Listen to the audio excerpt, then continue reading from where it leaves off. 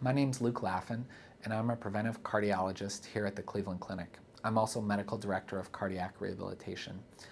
It gives me great pleasure today to speak with you about natural ways to lower our blood pressure. You know, when I see patients in clinic, they always asking, well, how can I try and avoid medicine as much as possible? What can I do naturally to lower my blood pressure?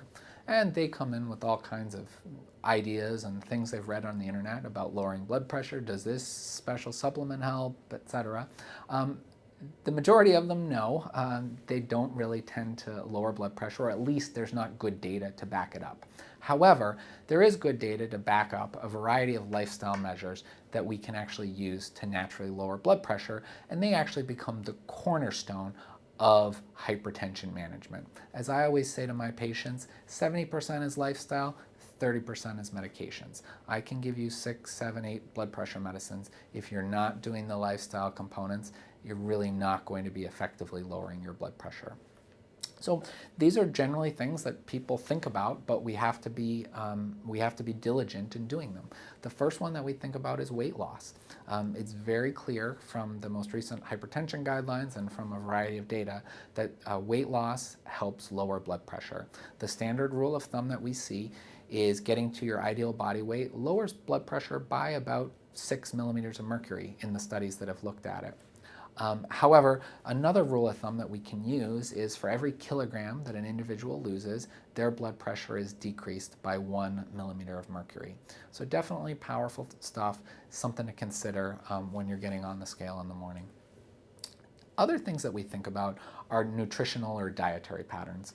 The most well-studied natural intervention for blood pressure is introduction or the use of a DASH diet. Now, the DASH diet is an acronym. It stands for Dietary Approaches to Stopping Hypertension. And the specifics are that it's essentially a well-balanced diet of moderation. Plenty of fruits and vegetables. It tends to more towards a Mediterranean dietary pattern, but it's also low sodium.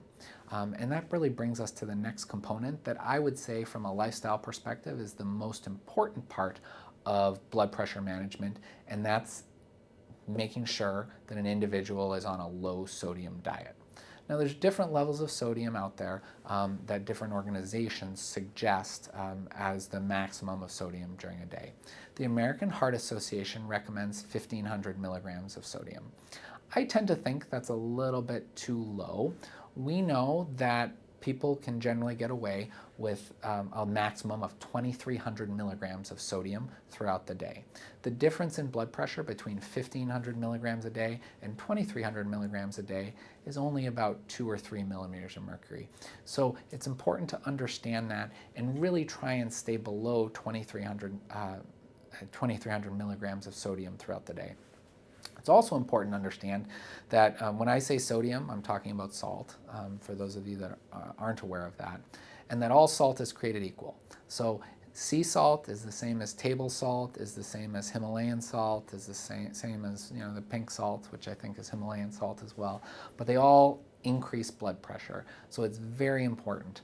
When they look back when they were doing the initial studies on sodium intake and blood pressure, low sodium diet was worth about 1.5 to 2 blood pressure medicines. So really powerful natural way to lower one's blood pressure.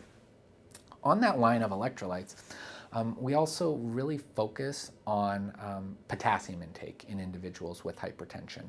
And it's the inverse of sodium. So too much sodium intake increases blood pressure. Too little potassium intake or too low potassium values also increase blood pressure. So it's important to understand that and make sure that your diet is replete with potassium. Now, of course, if someone has other compelling indications for a low potassium diet, like chronic kidney disease, which means our bodies ultimately hold on to potassium a little bit more than the normal individual. But in the person with normal kidneys, it's important that we're having plenty of fruits and vegetables and making sure our potassium levels are normal when we check. The other natural things that we think about lowering blood pressure are physical activity. It's very important, and there's a couple different types that I oftentimes speak to my patients about. The first is moderate aerobic physical activity. So when I may say moderate intensity aerobic physical activity, that essentially means a brisk walk or a light jog. And the guideline recommendations suggest at least 150 minutes of moderate intensity physical activity a week. Now we know individuals do better from a cardiovascular perspective the more that they do, but really at least a minimum of 150 is how we should be, or how much we should be trying to get on a weekly basis. Once you've achieved that amount of aerobic physical activity, another nice addition and another way to lower blood pressure is with light resistance activities. So some light weights, some light bands.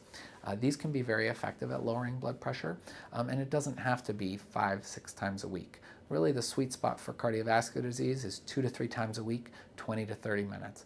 And it's important because we know that as individuals age, we actually have to do more physical activity every year just to keep the muscle mass we have. And this can be really helpful in terms of lowering blood pressure. Finally, one of the things that we oftentimes think about in terms of elevating blood pressure is alcohol intake. So the most recent blood pressure guidelines recommend no more than 1 drink per day for women and no more than 2 alcoholic drinks per day for men to maintain normal blood pressures. So those are just a few ways that we can naturally lower our blood pressure and try and avoid taking medicines as much as possible. Thanks very much.